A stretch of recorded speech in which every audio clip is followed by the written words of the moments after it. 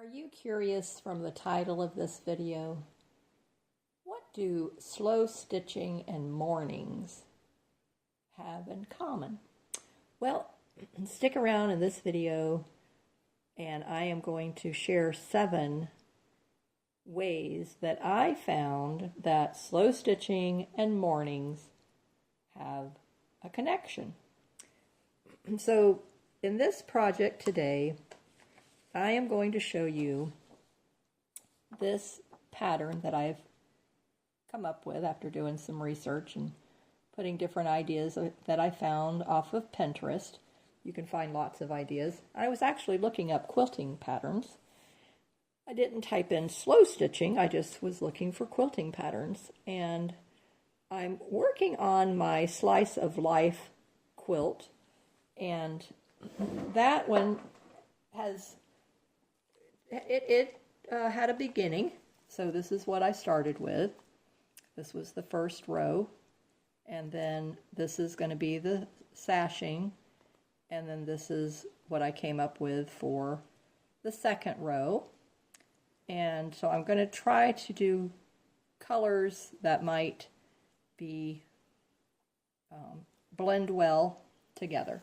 So this is going to be an upcoming video, and I don't know what I'm going to do here on the 3 little blocks, but if you want to watch this video, it's here on my channel already. I would really appreciate that, and you can get up to speed on the Slice of Life slow stitching wall decor quilt project. But today's video is all about slow stitching, and it's been a number of weeks actually since I was able to upload a video. And the reason why, I'm going to tell you a little story. So pull up a chair, get your favorite beverage, maybe put on some soft, quiet instrumental music in the background, and because this is a wild ride. This is a story that you don't want to miss any of the details. So I posted in my community tab that I was taking care of medical issues for my mom, and that I would be, wouldn't be uploading videos for a while, and it had already been a while, and that I was able to finally get around to posting the fact that why I have not been here. And some of you already know that are connected with me and have reached out to me on Facebook and Instagram or email or text message and wanting to know, Marcia, what's going on? Where are you? How's things going? And whenever you know that Marcia gets quiet, then there's definitely either something medically going on in my life, but this time, thank heavens, it wasn't myself. I'm not thankful that it's even, that it's my mother. I don't mean it in that way. But I'm happy that I didn't have a medical issue, because with her being in her situation, I would not have been able to help at all, which would have really been in a pickle, bad place. But with lots of prayer and faith, the peace of God, relying completely and solely on His loving care and support, I have been able to get through the last 4 months of a sudden, unexpected life change for my mother. And, because of privacy reasons, I can't go into a lot of details, but when this story finally has a conclusion, I will be able to sit down one day and I will do a video from start to finish of this whole story.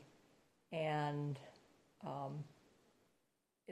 there's a lot of information that I want to share with people to protect people from this not happening to your loved one, and also to give support to people and give lots of resources, because I found out a lot of agencies, government agencies, and other resources for the elderly in my state, which I live in Florida, and I don't know if this is a nationwide, if these are nationwide organizations or just if it's a state by state and you have to find out what's available in your state. So anyway, I will be doing a video like that, coming soon. But right now, this is an ongoing saga, and the story hasn't ended yet. And hopefully it will have a happy ending, one way or the other. So whether she has to go to sleep for a little while and be at peace, that'll be fine. And we have a Bible-based hope of the resurrection, so I know I will see my mom again. But I'm hoping that she will be able to pull through this and heal and recover and gain some strength back. I know she'll never be 100% again, but at least to be able to walk maybe with a walker and get from point A to point B in close proximity. So that's been the story of my life, what's happening. She's in another care facility right now for 6 weeks, and then I don't know. So I will be having to figure out where I can put her, what I can do. So bear with me. So as the weeks go by, I'm lots of phone calls with medical personnel, insurance.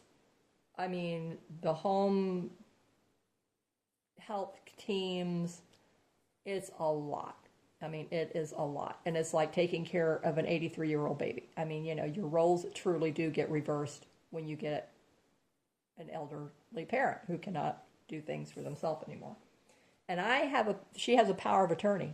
Thank goodness for that, because I had told her years ago, Mom, you're going to have to get somebody because my health has changed and I don't have the strength I used to have. And she did. She set that up way, way, way back, and it's thankfully this woman is in her early 70s, and her health is fairly well. She has her little hiccups, and this is taking a toll on her as well. So, but her and we assist each other, and it's going well, and we have the help of family members as well that can do small things, just visiting and running errands and things like that. But the medical and financial are on her and me. So please know that I really appreciate all of you continuing to watch my videos, supporting me here on my channel, and in any way that you can. I greatly, greatly appreciate it. So watching the videos, liking the videos, that shows the algorithm, and it shows me that you're enjoying it. So I hope that you enjoyed this video today, that you'll get some value out of it. And if you are still here watching, just put a comment below that to say hello, Marcia. Glad to see you back creating. And I will ask you that throughout the video. But thank you so much. Okay, so to make this slow stitching project, I was watching a lady. And most of the time, how we sit down and we go, what am I gonna slow stitch? And everybody has their own techniques. If you watch me here on my channel, I have a lot of slow stitch kits that I make available for you, and that information's in the description below. And we do embroidery.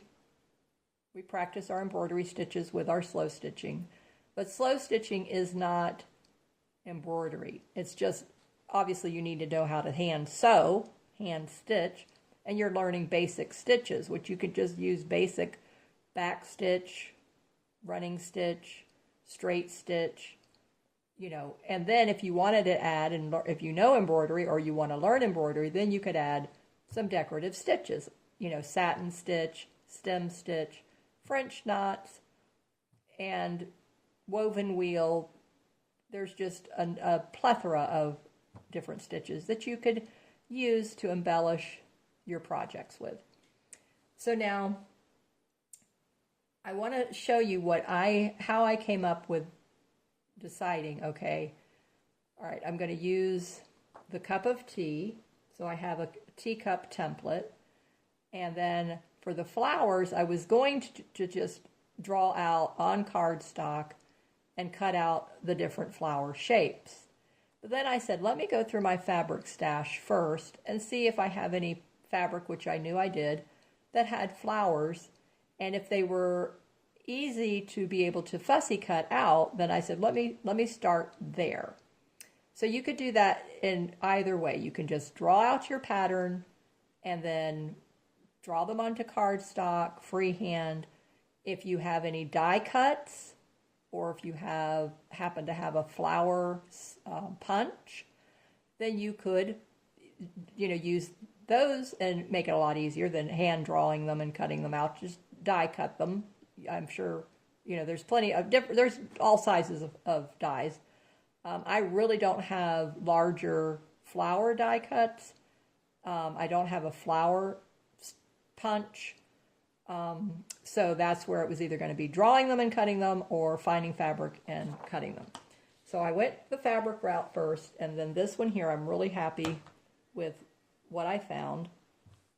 So I'm going to individually cut out these flowers and utilize them and the leaf. I'm going to cut the leaf out and the flowers out, and then I'm going to utilize it onto my foundation piece. So the foundation is a piece of thin batting, cotton batting, and then this is a white on white variegated. So it's a leaf pattern, a white leaf pattern on white fabric.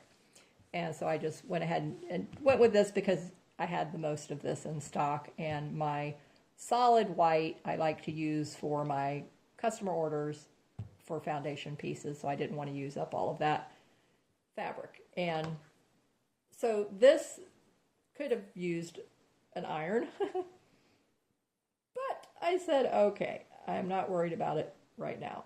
I can iron these, and it will be a little fussier, I know, but I want to just cut out the flowers first. And when I say fussy cut, maybe some of you are new to sewing. That's a term that is used a lot in our paper crafting and junk journaling. And it just means to take your scissors, and there's all different size of scissors. There are actually smaller ones, but the reason why I use these is because you see the hinge in here, and it really saves your fingers and your wrist for your joints, arthritis, all that kind of thing.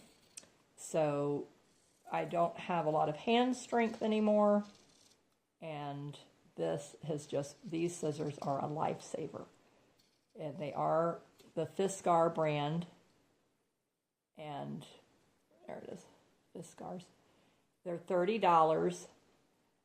This is the newer style. I have the, I don't know if it's the original, but I have an older style that's at least 30 years old, and it's gray and black instead of white and orange. And then this little piece here is right here, which I actually like it better than here. But anyway, for whatever reason, they changed that. And, but they're wonderful. And you'll notice that if you watch different people here on YouTube, on the Junk Journal channels, when they saw me using the scissors, they bought the scissors because it saves you. And they had dexterity and joint and arthritis problems. So I knew that sharing that was going to be a big help for people here in the community. And it made me so happy to see that they saw my videos and then bought the scissors. So now, okay, I'm going to just fussy cut. I know you're not seeing all that. I don't know if you really need to see it, but okay, I'll put it over here so that I know that you're seeing it.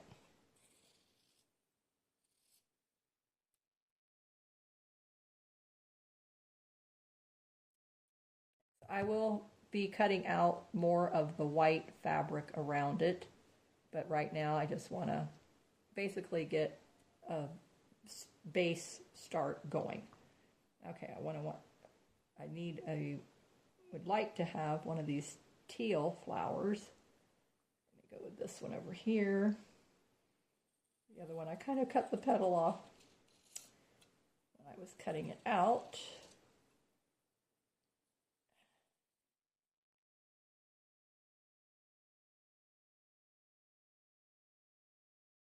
But this week is the first week that I actually started to feel creative again, where I felt a real load off, because when my mother came home from a facility, I had a week and a half to find 24/7 caregivers, and I wound up getting 10 people, and juggling that schedule for 2 weeks. She was home for 2 weeks, and then some blood work showed she needed to go in the hospital to be on some antibiotics. So she was in the hospital for 10 days, and now she's in another facility while she finishes up these antibiotics. So, and then she's about a 45-minute drive from my house, and it's hard because I can't be right there. I don't drive by myself anymore. I don't have a lot of energy. I have very limited energy, so I'm just having to hire someone to drive over there and keep an eye on my mom for a couple days a week and encourage her to eat, because you know how things like that happen. Okay, so I'm going to answer the question now that I posed in the beginning of the video. How is slow stitching and mornings connected? What is the connection? How are they alike? So the first thing that I came up with when I was just thinking about mornings, and mornings are for new beginnings. Slow stitching is for new beginnings. When you sit down and you start a project, it's a new project. It's a new beginning. And you're fresh, and it's exciting, and you're happy about it. So with mornings and are like new beginnings, because you wake up and you're just grateful and happy for this new day. It's a new start. You have the opportunity for new beginnings. And there's just so much that goes with that. And how you look at each day is so important.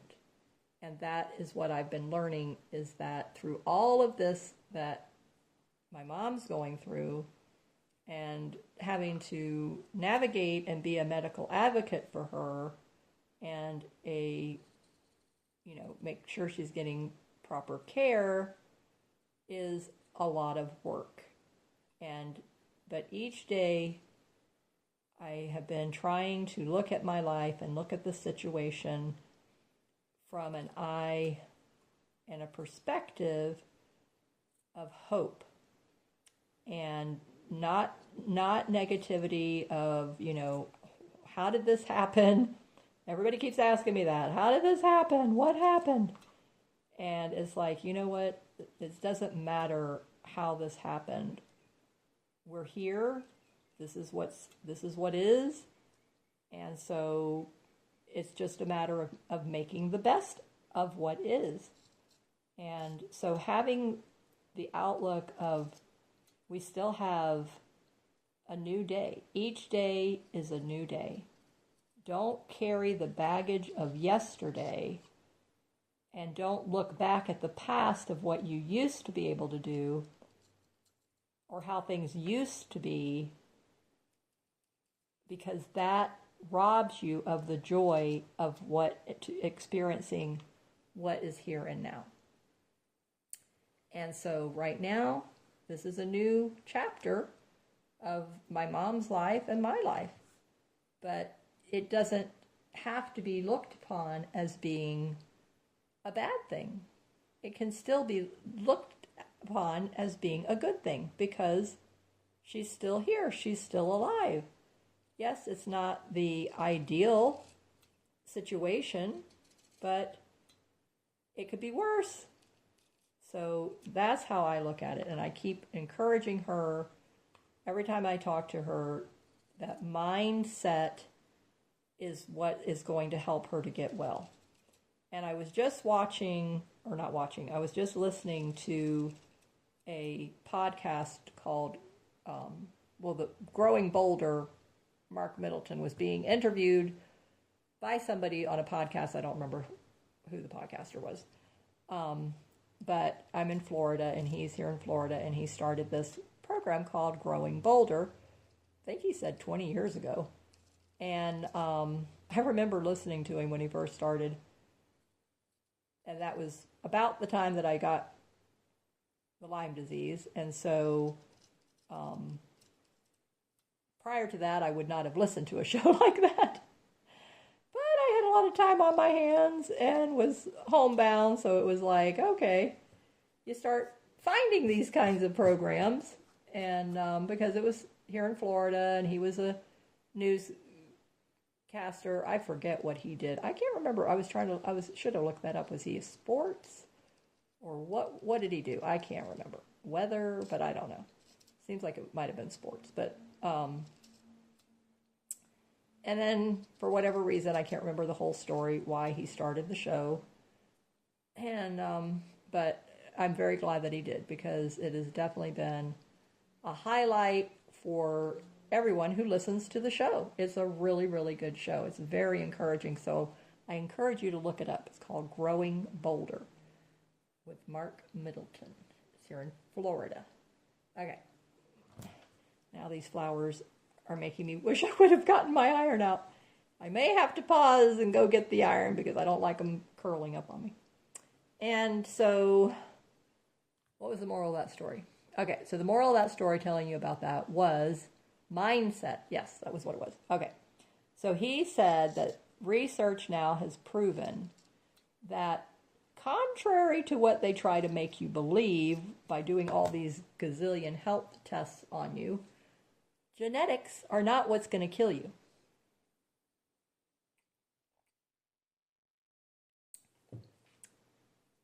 It's your mindset. So when you receive a medical diagnosis, you can look at it one of two ways. You can look at it as a death sentence, or you can just look at it as a new chapter in your life. And okay, how are we going to approach this? What do we need to do? People survive cancer every day. People survive heart attacks and strokes every day. My husband is a testament to that. And people survive Lyme disease every day, because there's a lot of people who don't. So I'm very, very, very thankful that I was one of the few. And now I'm sure, because of more awareness about Lyme disease and that it is a insect-borne disease like a mosquito, and so it's treatable with natural or conventional methods. And thankfully, like I'm saying, there's been a lot of people who did not get the proper treatments, but your mindset is key to your survival. And when you're older, your mindset is key to you navigating old age successfully. We have a couple of friends that are close to 100 years old. One is a man. He never had any children. His wife died about, I don't even know, 10 years or more now. And he took care of her at home till she died. And then another friend, her mom is close to his age, 98, 99, somewhere around there. And she's in an assisted living. He's in an assisted living now. and the daughter works, and her sister, comes and visits the mom. They visit when they can. And then they have someone that they hired that comes in and keeps an eye on things and encourages the mom, like being a companion. Because when they're in a facility, they don't have 24/7 care. The nurses are busy. They've got other patients they have to take care of. And an interesting statistic that I want to share with you all is that, did you know, and that's one of the things when I do my video, I am going to start incorporating this in, but I'm going to be sprinkling information in my videos about this whole thing because it's such a nightmare, and people need to be educated, okay?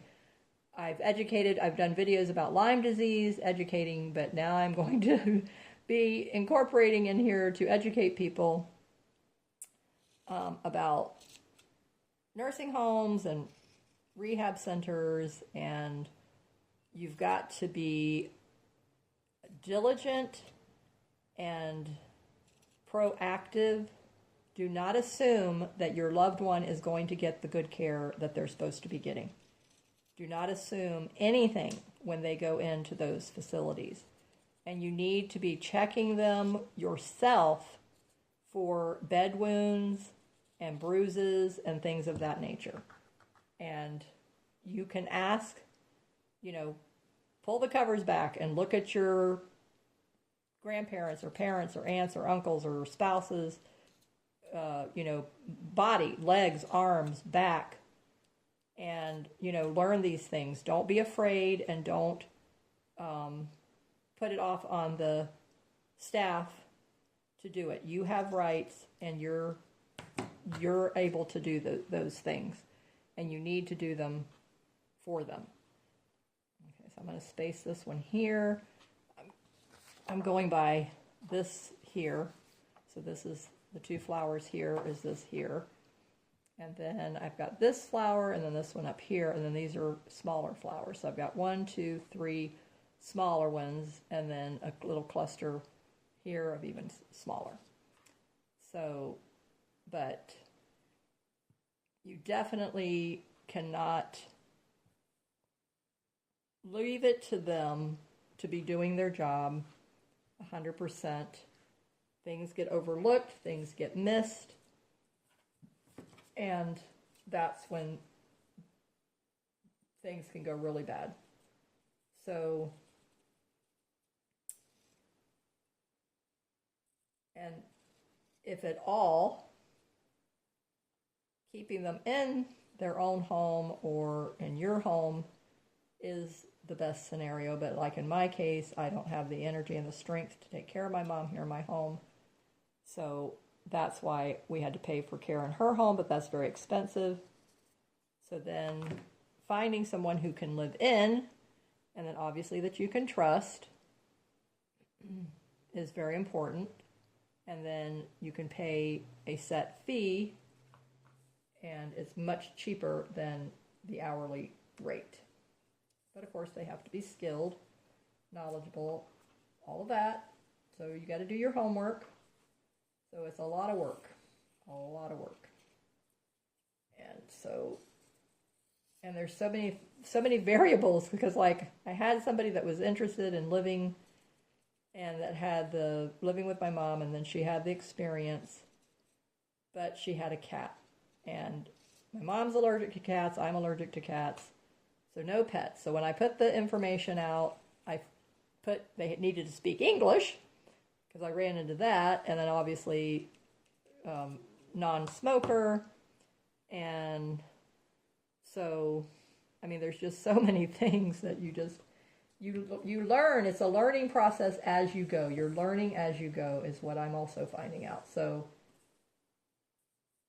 but it is really an interesting new chapter of my life and her life, and this is my last living parent, and I want to be able to, and I'm thankful that I'm able to help and do what I can do, but I have to stay within my limitations I have to honor my boundaries and not make myself get down with my health. So it's just definitely a balance. You have to create the balance.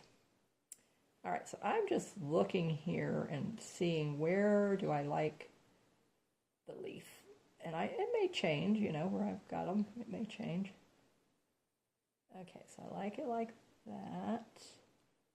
And I like this one because I still have to put the teacup, which I think I want to leave the teacup here. So let me pull this over here. I want to leave room for the binding. So try to sneak that little leaf right there. Sneak this little leaf over here, and have this flower here, and I still need to have binding there. Okay, so I'll just show you, compare it. It's looking pretty good, don't you think? I think so. And I will be adding other flowers, so this is just the beginning. Just the beginning. Isn't it cute? It is so cute. And then the teacup, it's a different, the template I have is a little bit different shape, but it's going to go here. I may have to keep moving these over just a little bit more. Bring this up a little bit more. Okay, now the teacup will fit there. I'll go get the template here in a minute, and then you'll be able to see that. So in my next video, I will share with you another couple of ways that slow stitching and mornings are similar. But definitely, it's definitely new beginnings. We can always have a new project as a new beginning, and every day that you sit down and you just add new stitches, that's new beginnings. And new days, new mornings, that's a new beginning. So, okay, this is really pretty. I like this. Now I have some itty-bitty little flowers that are just felt. They're made out of felt, and I will probably glue those on. Then these are just little circles, and so I'm going to just cut those out of various fabrics. And then the stitching here, I'm going to do a daisy stitch here, and just a little scallop kind of a stitch around the center of that flower. So like here, I'll just come in and do some stitching on what's already in the design. And then this is going to be just a kind of a stem stitch, back stitch, whatever stitch, swirls, scrolling, more scrolling coming over here and off of here. And then the wording, a cup of tea with me, is, I'll stitch that on, and I'll use my water soluble marker. So I might put the stitching here. I'm not sure yet, or up here.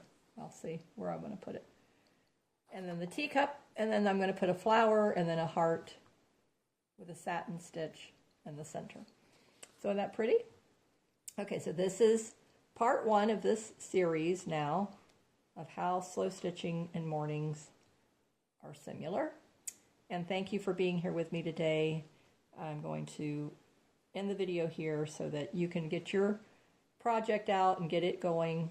And if you would like to have this pattern, then reach out to me and I will send it to you via email. And you can reach out to me on Facebook. If you already have my email, then I don't share my email anymore because I was getting a lot of spam, unsolicited people, and so I don't do that anymore. So, but definitely through Facebook, if you're friend request, you can send me a message. My Etsy shop, you can send me a message and then give me your email. And I hope you'll subscribe to my channel. Leave me a comment, and I hope you'll make a cup of tea slow stitching project with me. Thank you for being here. Keep creating in the sunshine, and I'll see you in the next video. Bye-bye.